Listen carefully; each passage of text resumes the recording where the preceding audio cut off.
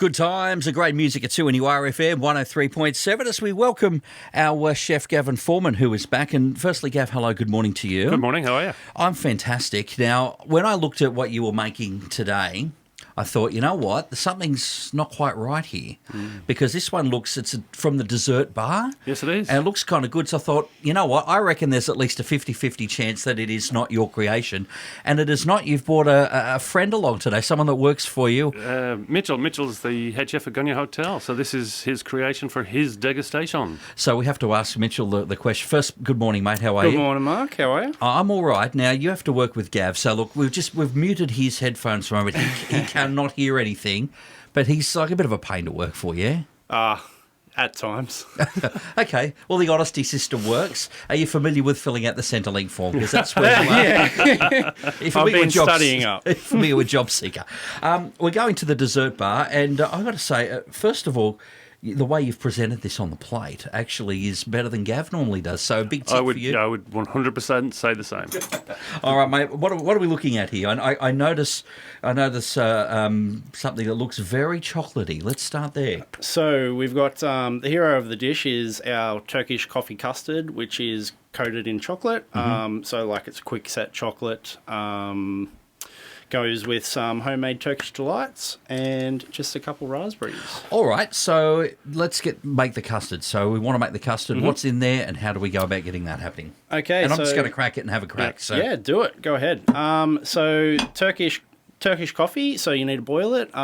So we make a custard by boiling the cream, the sugar, the coffee. We mix that through with the yolks and set that in the fridge.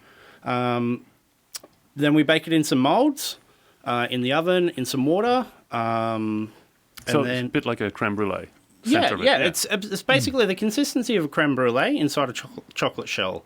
So the coffee is baked in moulds, set in the freezer, put in some chocolate.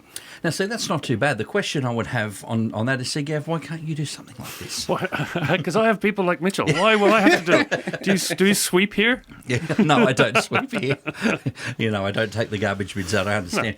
No. So how popular, Mitch, would a dish like this be? Like, they would be, once people see it, they'd be flying out the doors? Yes, hopefully. So this is one for our degustation. So we've gone way above where we would normally do. Yeah. And Gav, you can jump in. The degustation is a set dinner, so it's a one-off thing, and this is the dessert for the one-off on the night. Yeah. If it works really well, I will claim it and I will place it somewhere else. So is this how it sort of works, is when something's being trialled, if it doesn't go down too well, it's probably because the chef on the night, folks like you, Mitch, you didn't do Obviously. But if it goes off and everyone comments on it, wow, how fantastic was that coffee dessert, Gav walks in and That's where my inspiration comes from. That's it. Absolutely.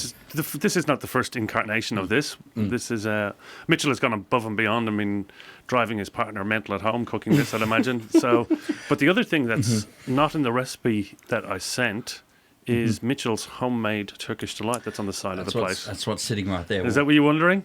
Well, I was going to get to that, but I'll ask you another question while I'm eating that. Is how hard is it to like getting a recipe like that? Okay, if you're following the recipe, can you get it okay, or is it something that we can stuff up? It is finicky, for sure. It's basically about keeping the right temperature of the sugar syrup. And, other than that, really, it's not too hard. The recipe, it is finicky. It's difficult. All right, and you timed that out perfectly with me finishing the Turkish delight, which also wasn't bad. It was quite nice. I can't imagine. Sometimes Mark shares when I come in here. I don't see this making it past the end of this segment.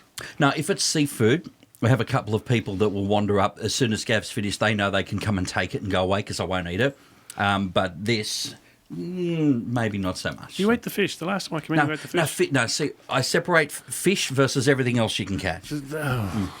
Fish, you'll eat fish all day long, but like the crabs, the prawns and all that, octopus. So you don't like shellfish? Exactly.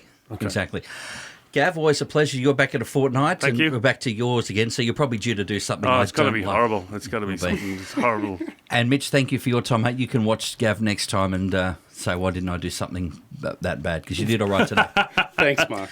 All right, a great recipe there and something for you to try at home. 2NURFM 103.7. A broadcast service of the University of Newcastle.